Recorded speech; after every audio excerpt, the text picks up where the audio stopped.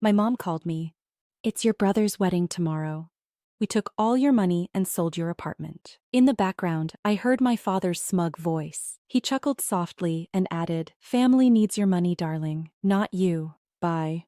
The line went dead. For a moment, I simply stared at my phone, waiting for the shock to settle, for anger to rise, for tears to fall. But none of it came. I laughed.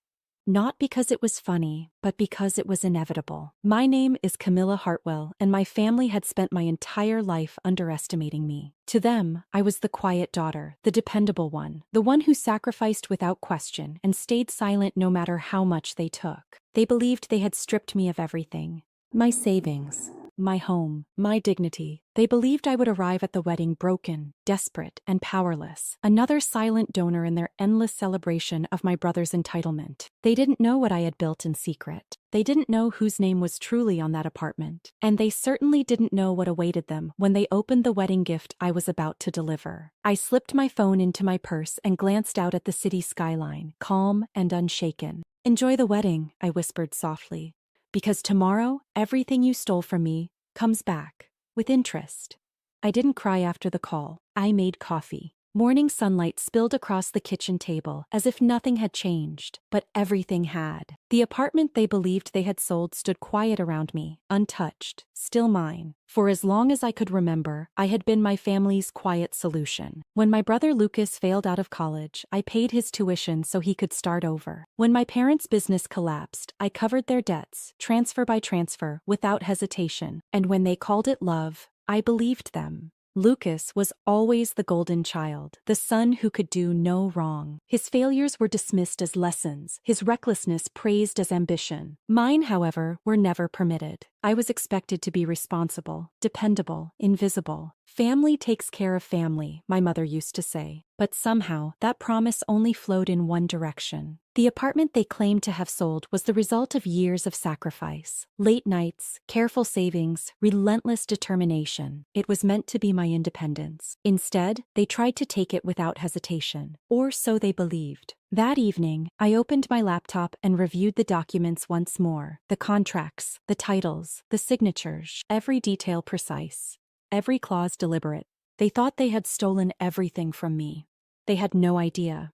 They had just handed me the perfect stage. That night, I didn't sleep. Instead, I reviewed every document again, slowly, carefully, savoring the precision of each clause. The soft glow of my desk lamp illuminated the contracts that would soon dismantle their illusion. They believed they had sold my apartment. They believed they had taken everything. What they never realized was that they had signed every paper without reading a single line. Years earlier, when my parents' business collapsed, they came to me in desperation. I agreed to help, but only under one condition. They would transfer their remaining assets into a temporary trust, managed in my name, to protect them from creditors. They signed without hesitation, without questions, without understanding. The apartment they thought they had sold had never legally belonged to them. It was held under that same trust, untouchable, protected, and entirely beyond their control. The sale they arranged for my brother's wedding was nothing more than a fraudulent transaction. And the buyer? My attorney.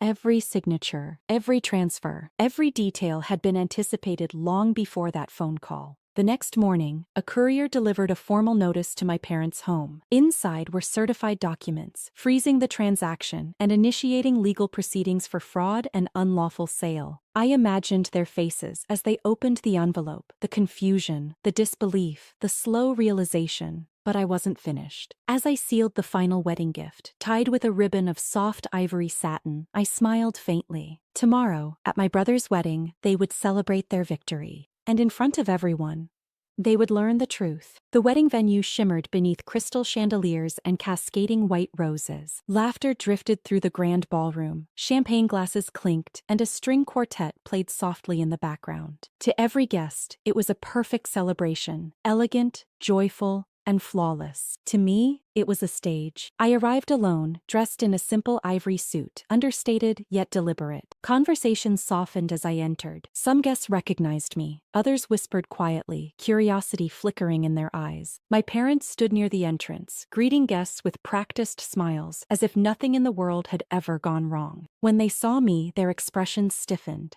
"You came," my mother said, her voice thin with surprise. Of course, I replied calmly. It's family. My father smirked, the same smug expression I had heard through the phone. We assumed you'd be too embarrassed after losing everything. I met his gaze without flinching. You should never assume. Before he could respond, the music shifted, and my brother Lucas approached, beaming in his tailored tuxedo. Glad you made it, he said lightly, as though nothing had happened. We couldn't have done this without you. His words lingered in the air, laced with unintended truth. Guests gathered for the ceremony, unaware of the storm quietly approaching. I took my seat in the front row, placing the ivory-wrapped gift beside me, its ribbon gleaming beneath the lights. Inside were documents, sealed, certified, and undeniable. As the officiant called the room to order, I folded my hands calmly. Let them celebrate. Let them smile. Because before the night was over, their illusion would shatter before everyone.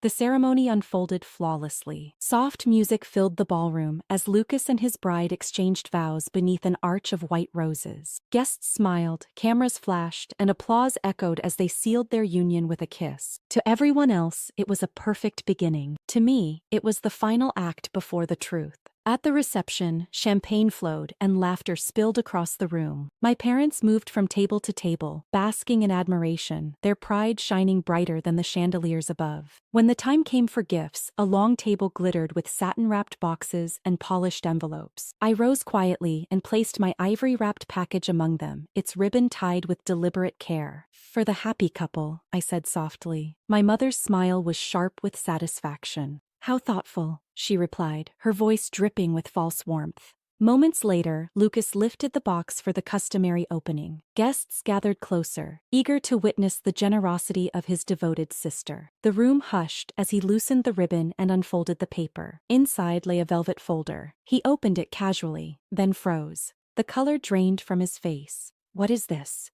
he whispered. My father leaned over his shoulder, his confident smirk dissolving into confusion. My mother's hands trembled as she read the bold legal headings stamped across the first page. Notice of fraudulent property sale. Murmurs rippled through the crowd. I lifted my glass, my voice calm and unwavering. "Consider it my wedding gift," I said softly, "and a receipt for everything you stole." The ballroom fell silent. The soft hum of music faded as whispers spread through the crowd, curiosity turning into shock. Lucas stood frozen, the velvet folder trembling in his hands. My father snatched the documents, scanning the pages with growing disbelief, while my mother's face drained of color. "This is absurd," he snapped, his voice tight with anger. "You're trying to ruin your brother's wedding." I met his gaze calmly. "No. I'm correcting a mistake. Yir kisans, yir amanir steinmo." Lucas's bride stepped back, confusion clouding her expression. "What's going on?" she asked quietly. No one answered. My father's voice rose, sharp and defensive. "These papers mean nothing. That apartment belonged to us." "Did it?" I replied gently. At that moment, the ballroom doors opened. 2 uniformed officers entered, accompanied by my attorney. Their presence cut through the room like a blade. Conversations ceased, and every eye turned toward them as they approached the gift table. "Good evening," my attorney said calmly. "We're here regarding the unlawful sale of a property held in trust. I mayir inchi no manir why." Gasps echoed through the hall. My mother's hands trembled. "You wouldn't dare." "I already have," I said quietly. The officer stepped forward. "Mr. and Mrs. Whitmore, you are required to accompany us for questioning regarding fraud and misrepresentation." Lucas staggered back, the documents slipping from his fingers. The celebration dissolved into stunned silence as reality shattered around them. My father stared at me, fury and disbelief warring in his eyes. "How could you do this to your own family?" I lifted my glass, my voice steady and unshaken. "You did it first." And at that moment, their perfect wedding became their public reckoning. The ballroom never recovered from that moment. Whispers rippled through the guests like a sudden storm. Some stared in disbelief, others turned away, unwilling to witness the collapse of a family disguised as perfection. Lucas's bride stood frozen beside him, her bouquet trembling in her hands as reality settled over her wedding day. "What did you do?" she whispered to him. Lucas said nothing. My parents were escorted toward the exit, their once proud posture reduced to silence and humiliation. My mother's eyes brimmed with tears, not from sorrow, but from the slow realization that control had finally slipped from her grasp. My father avoided my gaze entirely, his arrogance dissolving into quiet defeat. The music stopped, the laughter vanished, and the celebration ended in silence. Lucas approached me at last, his voice unsteady. "You didn't have to do this today," he said, anger laced with desperation. "This was my wedding." I met his eyes calmly. "You took my home to pay for it." His shoulders sagged, the truth weighing heavier than any accusation. "I thought you'd forgive us," he murmured. "I did," I replied softly, "until you mistook forgiveness for permission."